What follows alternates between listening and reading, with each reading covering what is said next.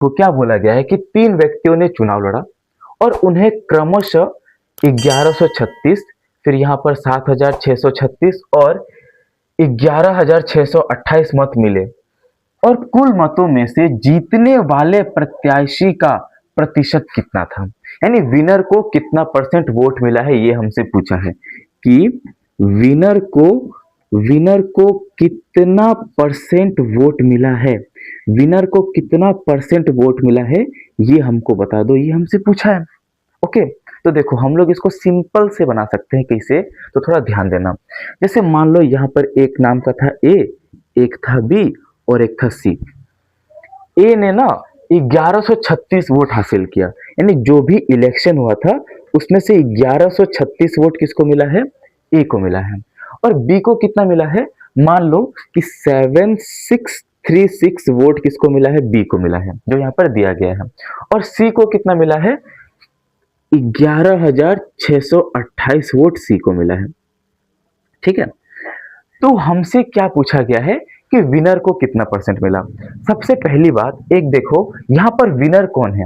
देखो ए को मिला है 1136, बी को मिला है 7636, सी को मिला है 11628। खुद फोकस करके देखो, ये बेचारा कहाँ 1000 में है, ये हमारा 7000 में है, ये हमारा 11000 में है, यानी विनर कौन है। तो आप लोग बोल सकते हो कि विनर हम लोग का सी है।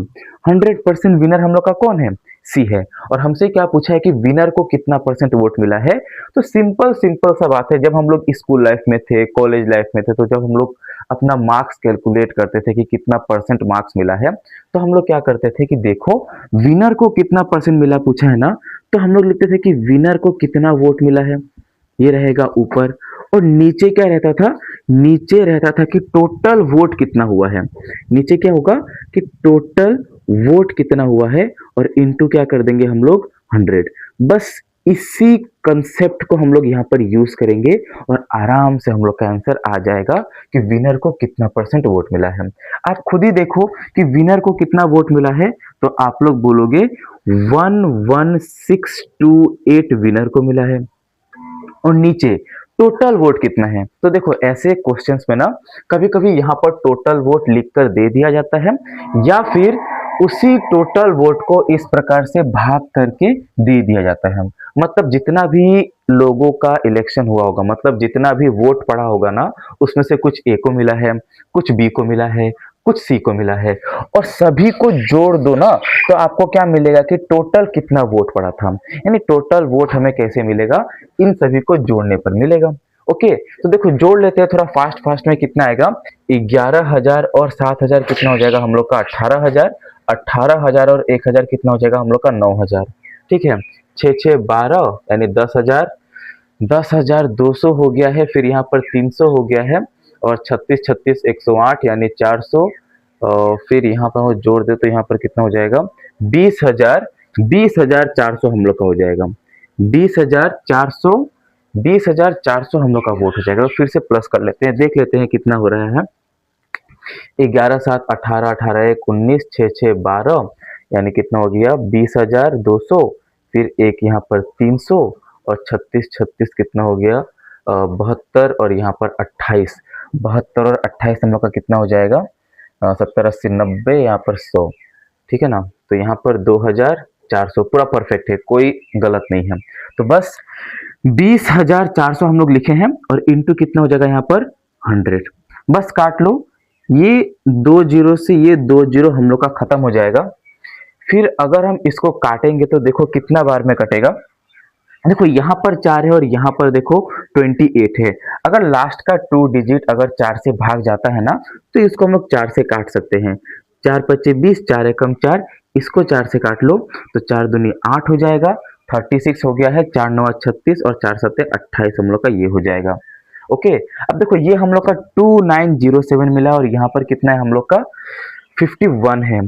तो इसको हम लोग क्या से काट सकते हैं, 17 से कटेगा, 3 से भी कटेगा, 17 से काटते हैं, 17 तिया 51 हो जाएगा, 17 से काट लो, 17 एकम 17 यहाँ पर हो गया है हम लोग का इधर। तो जब हम लोग इसको माइनस करेंगे तो कितना मिलेगा 120, तो फिर 17 7 119 हो जाएगा, फिर 17 एकम 17 हम लोग का हो जाएगा। फिर 3 से काट लो इसको, कितनी बार में कटेगा, 3 5 15, 16 17, 3 7 21, यानी आंसर कितना हो जाएगा 57% मिला है किसको, विनर को। यानी विनर को कितना परसेंट वोट मिला है, 57% वोट मिला है। अब देखो आप सभी को अधिकतर मतलब जगह में कहाँ पर प्रॉब्लम हुआ होगा कि ये मैंने प्लस जो किया, देखो पहली बात समझना, ये काटने वाला जो तरीका है ना वो आपको ऊपर डिपेंड करता है।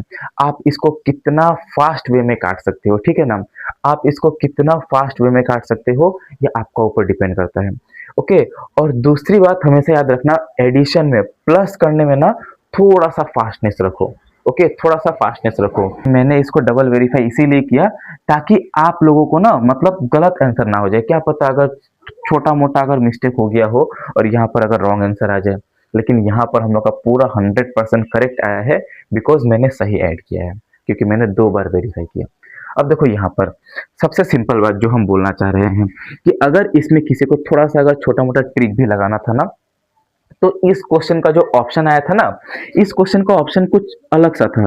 जैसे मान लो 59% था, फिर ऑप्शन बी शायद कुछ था 58% करके, एंड ऑप्शन सी करके था शायद 57%, और ये शायद हम लोग का कितना था, ऑप्शन डी मुझे याद नहीं है, ठीक है ना। ऐसे ही कुछ ऑप्शंस आए थे कि जब भी ऑप्शन का जो ये यूनिट डिजिट था ना उसमें सभी का अलग अलग था।